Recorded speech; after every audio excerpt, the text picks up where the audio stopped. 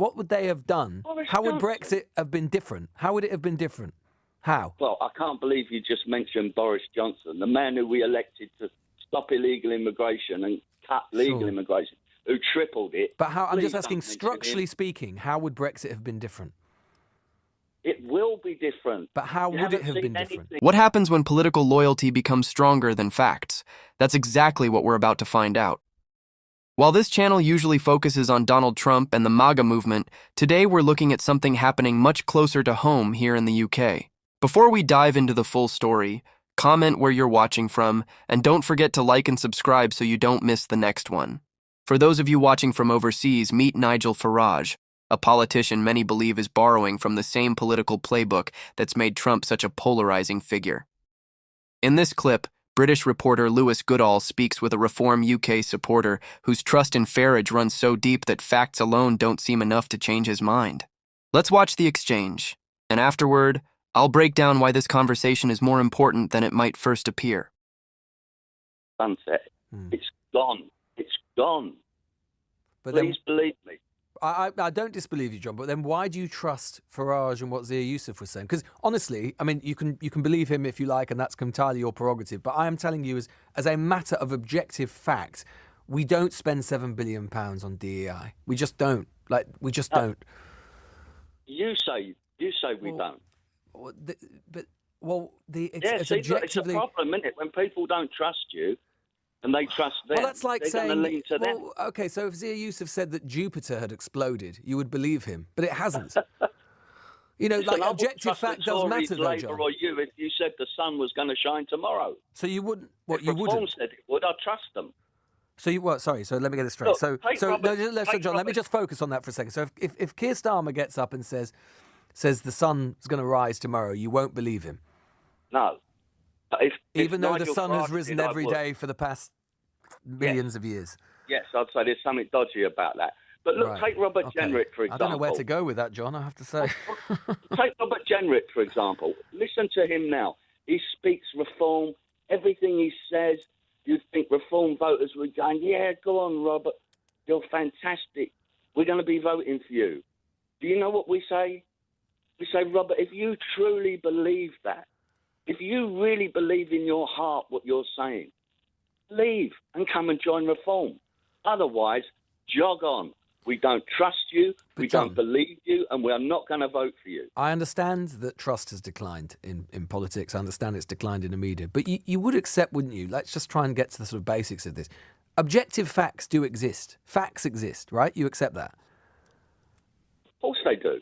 In which case, why would you outsource all of your critical faculties to one man and one party and say, well, I would believe anything that he and they say and never believe what someone else says at any time? Why would you do that? Because I've told you. But that's illogical. It's called trust. But that's religious. I mean, that's John. That's religious. Word, that's religious. I mean, that's like saying I only trust one church. Lewis, it's such a small word, but it means so much. We don't like being held in contempt by these politicians. We're not going to stand for it, and they're all going to go. We're going to drain the swamp. Nigel Farage will be the next Prime Minister. I promise you. I'm not saying that you're wrong, John. I'm just trying to understand why it is that, as a matter of a blanket policy, you would say that one man must be right about everything, and no other man or woman can ever be right about anything. That's just crazy.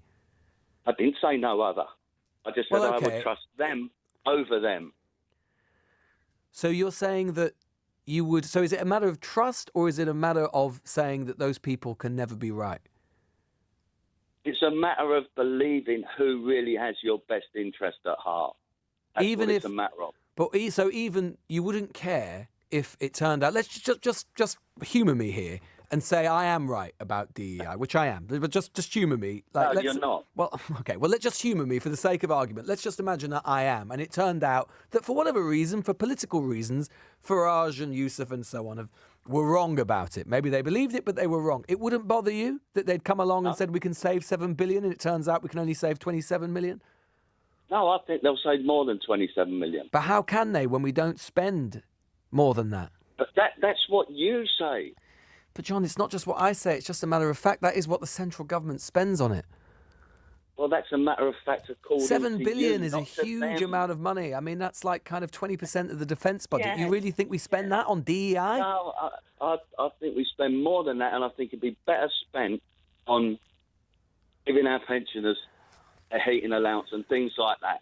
And can I just say, DDI, yeah, we've got a fantastic candidate elected in Runcorn. Absolutely first-class, incredibly good candidate. Not because she was a woman, or because she was black, or because she was white, because she was the best person for the job. Yeah, okay. And that's exactly how it should be. Nigel Farage, of course, John, famously, Nigel Farage, the thing that Farage is most associated with, and not Reform, but, you know, UKIP and then the Brexit Party were most associated with, were Brexit. Do you think that Farage was right about everything with regards to Brexit? Absolutely. Everything? It was suffocating.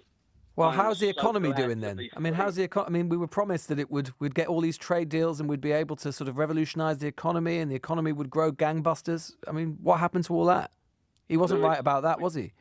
Yes, he was. Lewis, but he we've wasn't.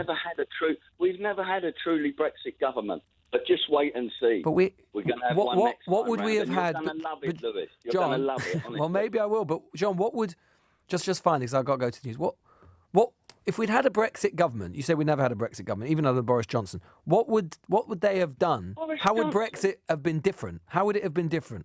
How? Well, I can't believe you just mentioned Boris Johnson, the man who we elected to stop illegal immigration and cut legal immigration, who tripled it. But how? I'm Please just asking, don't mention structurally him. speaking, how would Brexit have been different? It will be different. But how You would it haven't have seen been different? anything. So after watching that entire exchange, I think it highlights a much bigger issue than just one conversation. To me, it shows how a style of politics that's become familiar in the United States is starting to gain traction here in the UK. Whether you agree with that comparison or not, you can see similarities in the messaging, the rhetoric, and the way some supporters place complete trust in a single political figure. What stood out most was that even when Lewis Goodall challenged specific claims with evidence, it didn't seem to make much difference. The discussion wasn't really about the facts anymore. It was about trust. And once politics reaches that point, changing people's minds becomes incredibly difficult. For those of you watching from overseas, Nigel Farage has been one of the most recognizable figures in British politics for years. He's led multiple political parties, faced plenty of setbacks throughout his career, and remains one of the country's most polarizing politicians. Supporters see him as someone willing to challenge the establishment, while critics argue that his politics rely heavily on division and attention-grabbing headlines. What I found most revealing is that John said he joined Reform because of Nigel Farage himself. That says a lot. It suggests that for some voters, loyalty to the individual can become just as important as the policies being discussed. Now I want to hear from you. Do you think this style of politics is becoming more common around the world? And what do you make of John's comments in this interview? Share your thoughts in the comments below. If you enjoyed this video, don't forget to like, subscribe, and turn on notifications. Thanks for watching, and I'll see you in the next one.